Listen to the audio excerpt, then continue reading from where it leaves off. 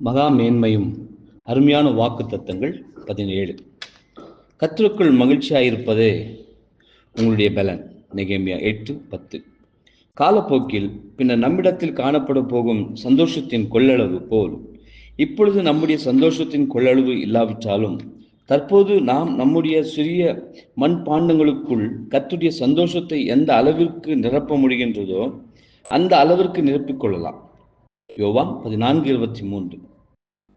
இப்படியான உறவு இருக்கும்போது எப்படி ஒரு கிறிஸ்துவன் கர்த்தருக்குள்ளான மகிழ்ச்சியை உணர்வதில் தவறுவான்? அது சாத்தியமல்லவே. ஒருவேளை அவனுடைய விசுவாசம் வாக்குத்தத்தங்களை கிரகித்து கொண்டு அதை பற்றி பிடித்து கொண்டிருக்குமாயின் கர்த்தருக்குள்ளான இந்த மகிழ்ச்சி நிச்சயமாய் அவனை தொடரும். மேலும் அவனுடைய சந்தோஷமும் முழுமையாகவும் காணப்படும்.